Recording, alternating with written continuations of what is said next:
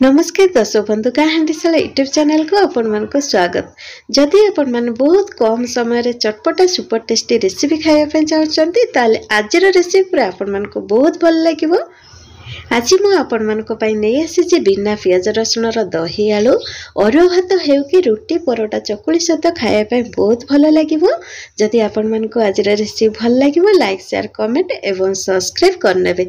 चलंतु एबे हमें तयारी करिबा बिना पियाज रसुन रो दही आलू।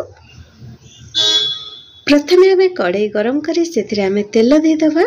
तेल बदल रे घी भी दे पारिबे। एबे हमें सेथिरे पंच फुटण दे दबा, बिरी डाली गोटे चमच दे दबा, चना डाली गोटे चमच दे दबा। वर्तमान सेथिरे सुखिला लंका को भांगी दे दबा, भूसम पत्र दे दबा। ए सब को हमें हल्का भाजी नबा। एठी देखंतो सिजा आलू को मु चकटी के नेछि।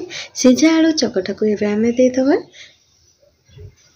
सिजा आलू चकटा दे सल्ला परे 2-3 मिनिट पर्यंत तेल रे एंती भाजी नबा। 2-3 मिनिट भाजिला परे एबे हमें सेथिरे दही दे दबा।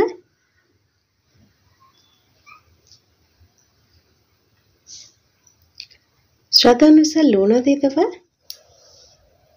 दही लूण दे सल्ला परे आ 2 मिनिट पर्यंत कुक करबा।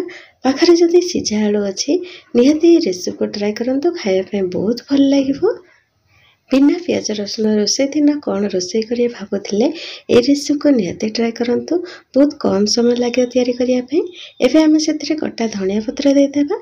धनिया पत्र दे सल्ला परे और टिके समय घांटी के एबे हम गैस बंद करनबा। देखंतु वर्तमान हमर प्रस्तुत हे गला दही आलू।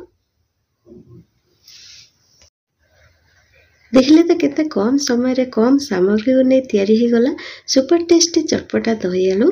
घरे निहाती रेसिपी को ट्राई करंतु। जदि आपण मन को आज रेसिपी भल लागिला लाइक शेयर कमेंट करंतु एवं चैनल को सब्सक्राइब करनियंतु। पुणी आसीबे आ कनवार से धन्यवाद।